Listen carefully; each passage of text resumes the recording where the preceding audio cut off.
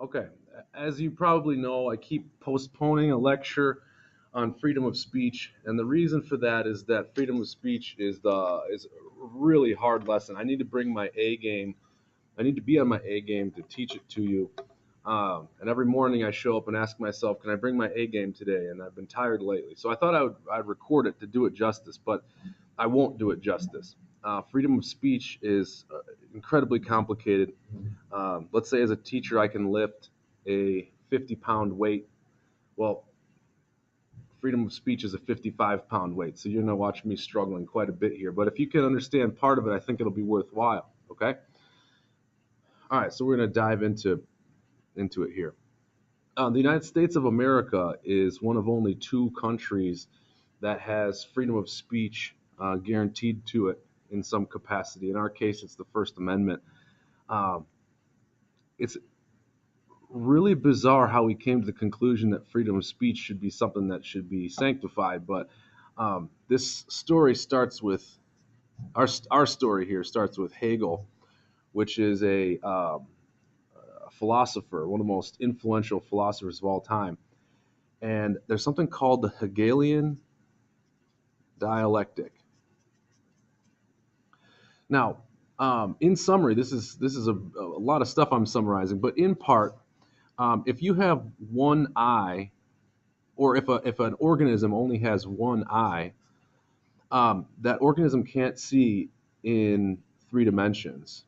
If you only have one eye, everything looks flat to you. Everything would look like a poster or like a cartoon in a two-dimensional plane. But an organism that has two eyes has depth perception, and now you can see depth. As a matter of fact, the wider apart the eyes are, the more of a three-dimensional field you'd see. So what this means is um, that what the object that you're looking at is three-dimensional, and you need two eyes in order to see that three-dimensional object. So there's truth in a three-dimensional object that can only be seen by two separate things coming at it from two separate angles. Now, in part what Hegel's discussing is that the truth is so large that if you have one human being looking at it, the truth looks two-dimensional to them. But if you have two individuals looking at the truth, then that truth becomes three-dimensional. Now, here's the deal. In the human brain, these two eyes are connected to one pulsing brain. And so this brain understands thoroughly both impulses that are coming at it. But that's not happening here. These two people aren't connected. So this person sees an incomplete truth, and this person sees an incomplete truth. But in order to link these two people together into a pulsing brain, they need to speak to one another. And we need to have, in order for these two people to be like eyes that can see depth perception, there needs to be an unimpeded flow between them. There needs to be nothing sticky in between here. If there's a dilemma, let's put like a prism here. If someone speaks and it gets distorted, then they lose depth perception on the truth that they're looking at. As a matter of fact, the more people you look at, the more people you looking at this object, we can actually start getting holographic, because the truth is probably even more than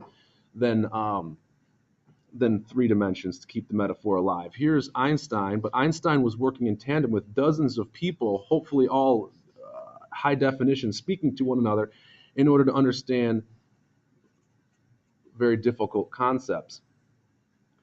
So in one respect, the Hegelian dialectic is a way of describing the push and pull between two people. This is essentially an argument or a debate. It can be heated or it can be pleasant, but this debate is two people discussing what they see from their vantage point. Okay, now, how does that look in a practical sense? Now, a quick story. Uh, my little boy Eddie was just learning to walk not too long ago,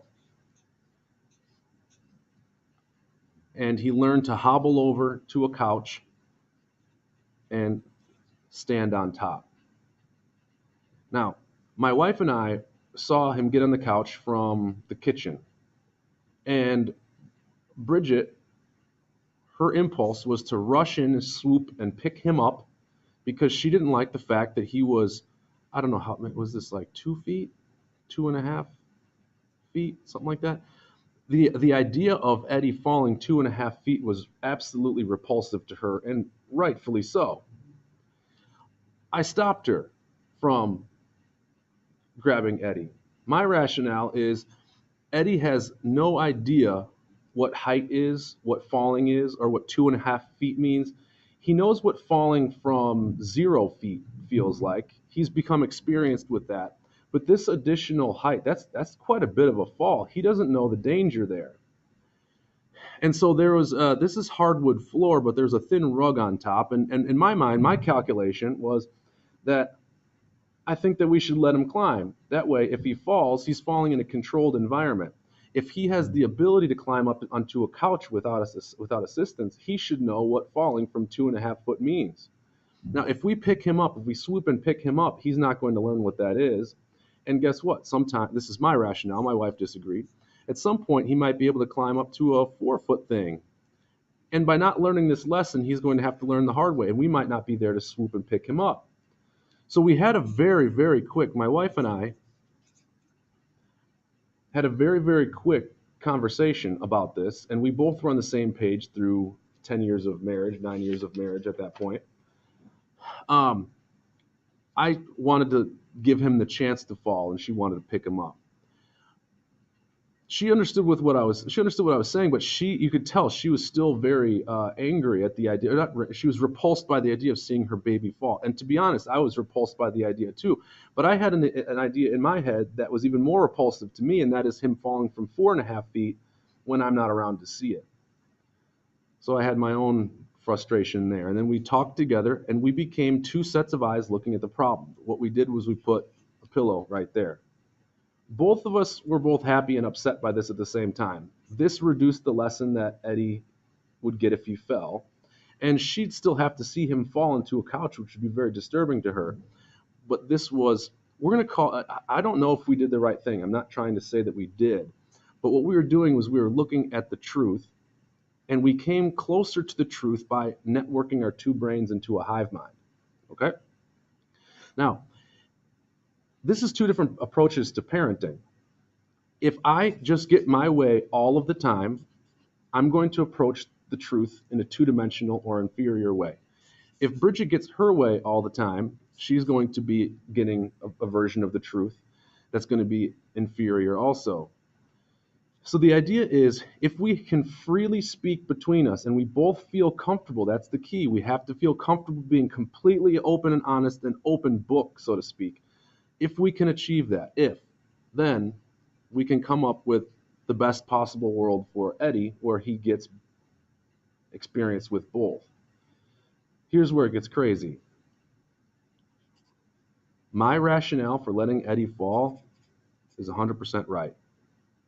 Her rationale for not letting him fall is 100% right. According to the rubric that I have in my brain, letting him fall gets close to approximating a full credit score.